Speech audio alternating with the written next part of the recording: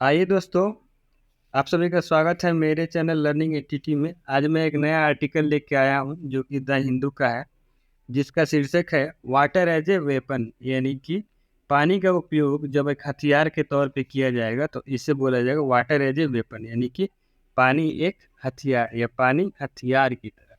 तो आइए हम देखते हैं इस आर्टिकल में क्या है। तो हम शुरू करते हैं, यहीं से शुरू करेंगे। तो यहाँ देखिए स्टार्टिंग में द निप्रो, यहाँ पे डी निप्रो है, यहाँ पे डी साइलेंट होता है तो इसे निप्रो रिवर पढ़ते हैं। The Dnipro river also called Dnieper, D Dnieper लिखा है लेकिन हम इसे नीपर पढ़ते हैं। Which originates from the Valdai hills near Smolensk. Which originates, originates का मतलब वहाँ से निकलती है, वहाँ से जन्म लेती है। From the Valdai hills near Smolensk, यानी स्मोलेंस्क के निकट, नियर मीन्स नज़दीक या निकट, जो कि बल्दाई हिल्स, बल्दाई हिल्स स्मोलेंस्क के नज़दीक जो बल्दाई हिल्स है वहाँ से वो निकलती है। Originates from the Valdai hills near Smolensk, Russia. और स्मोलेंस्क जो जगह है ये रसिया में पड़ता है। Flows through Belarus, flows through, through means होता है से होकर, अब फ्लोज मीन्स बहती है, तो बेलारूस से होकर बहती है। To enter northern Ukraine, to enter northern Ukraine, वो बेलारूस से होकर बहती है। टू, और वो जाती है कहाँ, टू एंटर नॉर्दर्न यानी उत्तरी यूक्रेन में जाके ये घुस जाती है। And joins the Black Sea in the south, और ये आगे बढ़ते हुए यूक्रेन को पार करके फिर साउथ सी में, ब्लैक सी में जाके मिल जाती है। इन द, इसका दक्षिणतम बिंदु जो है वो ब्लैक सी में जाके मिल जाता है, जो कि साउथ में है, या आपका ये यूक्रेन के साउथ में। Is one of the major trans border rivers in Europe, is one of the major यानी कि यह सबसे बड़ा है, सबसे मुख्य। ट्रांस बॉर्डर का मतलब है एक दूसरे देश से, एक देश से दूसरे देश को बहने वाली, जिसके बीच में कोई बॉर्डर पड़ता हो, यानी बॉर्डर को पार करने वाली। तो ये बॉर्डर को पार करने वाली यूरोप की बड़ी नदियों में से है। ड्यूरिंग द सोवियत टाइम, यानी सोवियत काल के समय में, a number of reservoirs, a number of reservoirs were built along the river. तो देखिए यहाँ पे ड्यूरिंग सोवियत टाइम का मतलब है सोवियत काल में, जब सोवियत यूनियन एक हुआ करता था देश में, जैसे अभी यूएसए है, तो उसके टक्कर का एक देश हुआ करता था सोवियत यूनियन नाम से। तो जब वो था उस टाइम पीरियड की बात हो रही है। अ नंबर ऑफ रिजर्वायर्स यानी कि ढेर सारे जलाशय, were built along the river यानी कि नदी पे ढेर सारे जलाशयों का निर्माण किया गया था। रिजर्वायर्स का मीन्स जलाशय, अ नंबर मतलब संख्या में, बिल्ट का मतलब बनाया गया था, बिल्ट मतलब बनाना, और बिल्ट मतलब बनाया गया था या बनाया गया। What came to be known as the Dnipro reservoir cascade, क्योंकि एक नदी पे ढेर सारे रिजर्वायर्स या जलाशय का निर्माण किया जा चुका था, जो कि एक कैस्केड की तरह दिखता था। कैस्केड का मतलब झूमर, जैसे सजाया हुआ, एक दूसरे के बगल में सजाया हुआ ढेर सारे जलाशय, तो उसे रिजर्वायर कैस्केड बोलते हैं, यानी झालर, यानी जलाशयों का झालर की तरह दिखता था। इतनी संख्या में उस नदी पे जलाशय बनाया गया था। Which tamed its current in the river, तो जिसके जो करंट मीन्स धाराएं हैं, तो इस जलाशय के पानी की जो भी धाराएं हैं तो वो नदी में जाके बहते थे या उसमें जाके मिल जाते थे या उसके वश में हुआ करते थे। प्रिवेंटेड फ्लडिंग, ये बाढ़ को रोका करता था। प्रिवेंटेड फ्लडिंग, प्रिवेंट मीन्स रोकना। In its adjoining settlements, adjoining means से सटा हुआ, आ सेटलमेंट मीन्स बसावट, बसावट मीन्स लोगों का जहाँ पे आबादी हो उसे सेटलमेंट्स बोलते हैं या बसावट बोलते हैं। तो एडजॉइन यानी कि बसावट से सटी हुई जो एरिया है वहाँ पे बाढ़ को रोकने में भी इसका काम होता था। एंड जनरेटेड इलेक्ट्रिसिटी, और विद्युत का उत्पादन भी होता था, बिजली का उत्पादन भी होता था। Nova Kakhovka, Dnipro's southernmost dam and power plant. देखिए नोवा कखौका नाम का एक निप्रोज सदर्न मोस्ट डैम, ये निप्रो नदी पे बना हुआ सबसे दक्षिणतम डैम और पावर प्लांट था, है। लोकेटेड इन खेरसौन, जो कि खेरसौन में बनाया गया है, was the largest in this chain, और इस मतलब कैस्केड में बनाया गया, यानी इस सीरीज में बनाया गया, उस क्या बोलते हैं, उस लाइन में बनाया गया सबसे बड़ा डैम था। The Russian took over the Russians took over the dam, Russian जो सेना थी, जो पहले पिछले साल से जो युद्ध चल रहा है, तो रशियन सेना जो थी इस पे कब्जा कर लिए। टुक ओवर मीन्स ले लेना या फिर कब्जा कर लेना। इन द इनिशियल स्टेज, यानी शुरुआती लड़ाई में, initial stage of the invasion, यानी उसने जब आक्रमण किया रशिया ने यूक्रेन पे, तो उसके शुरुआती दिनों में ही उसने इस डैम पे कब्जा कर लिया था। विच बिगेन ऑन February 24, 2012, और ये जो आक्रमण था वो शुरुआत हुई थी, विच बिगेन मीन्स शुरू की गई थी, ऑन February 24, यानी 24 फरवरी 2022 को। आगे देखिए, Russian troops had crossed, Russian trooped Russian troops Russian troops had crossed, Russian troops का मतलब रशिया की सेनाएं, हैड क्रॉस्ड यानी पार कर लिया था, Dnipro and took control of Kherson city, वो निप्रो नदी को पार कर लिए थे वो लोग, कौन, रशियन सेनाएं, एंड टुक कंट्रोल यानी कि नियंत्रण में ले लिए थे, ऑफ खेरसोन सिटी, यानी खेरसोन सिटी यूक्रेन की जो एक खेरसोन डिस्ट्रिक्ट है, उसका जो प्रशासन था या उसका जो कब्जा था वो अपने हाथों में कौन ले लिया था, रशियन सेनाओं ने। The administrative capital of the Kherson oblast, तो देखिए ये खेरसोन जो एक उस वहाँ का जो स्टेट है खेरसोन ओब्लास्ट, उसका कैपिटल है खेरसोन सिटी, तो खेरसोन सिटी का वो लोग कब्जा अपने हाथों में ले लिए थे। बट इन नवंबर, लेकिन नवंबर में Russian troops were forced to leave Kherson, देखिए नवंबर में फिर क्या होता है, Russian troops were forced to leave Kherson, forced to का मतलब होता है जबरदस्ती या दबाव देके, तो रशियन ट्रूप को वहाँ से हटाना पड़ा था दबाव में, were forced to leave Kherson, leave means छोड़ना, खेरसोन सिटी को छोड़ने का उन पर दबाव बन गया। क्यों? क्योंकि यूक्रेन ने बहुत तेज धावा बोल दिया था, फिर से लड़ाई अपनी तरफ से जारी कर दिया तेजी से, इस वजह से रशियन ट्रूप्स यानी रशियन सेनाओं को वो छोड़ना पड़ा था। And withdraw to the eastern bank of Dnipro in the oblast by a Ukrainian offensive, Ukrainian offensive का मतलब ये हो गया यूक्रेन के द्वारा किया गया जवाबी कार्रवाई, तो उसे यूक्रेनियन ऑफेंसिव बोलेंगे।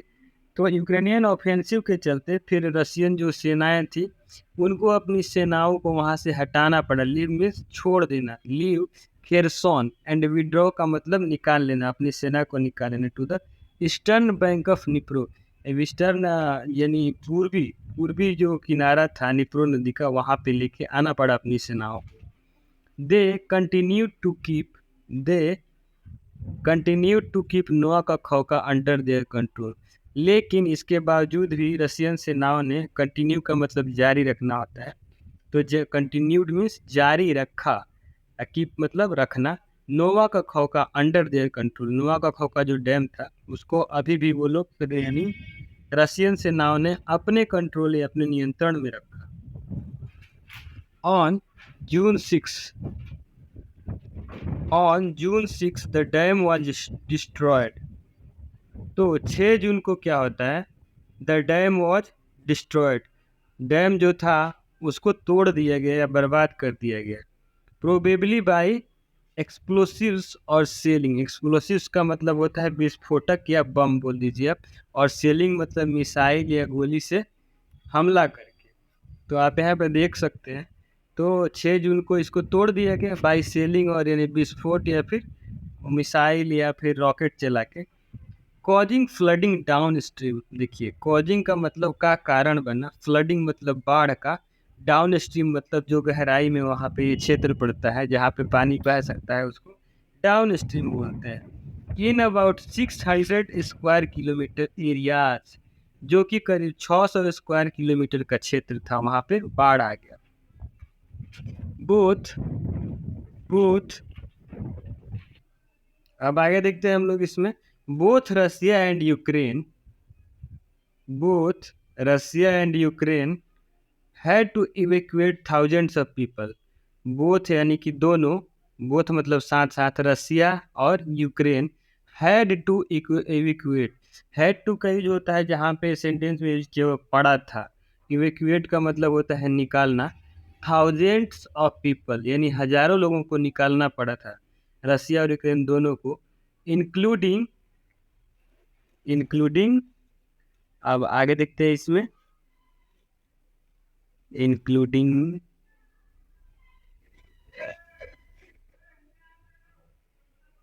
Including troops, including troops from the settlements. देखिए, तो ये यहाँ पे इनकी अपनी सेनाओं को भी वहाँ से निकालना पड़ा। फ्रॉम द सेटलमेंट्स का मतलब बस्ती, सेटलमेंट्स मीन्स बस्ती।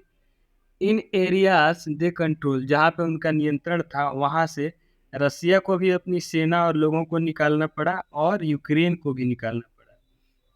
आगे देखिए, द डैम यानी कि dam whose construction began under Soviet leader.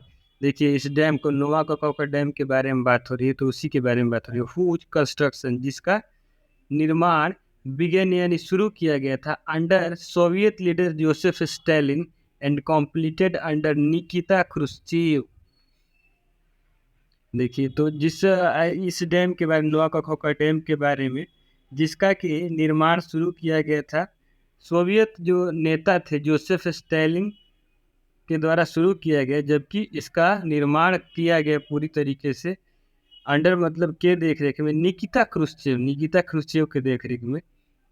Is 30 metre toll, जो कि जिसकी ऊंचाई 30 मीटर है, एंड 2.3 किलोमीटर लॉन्ग, और 2.3 किलोमीटर लंबा है। The 2155 square kilometre Kakhovka reservoir holds about 18 cubic kilometre of water.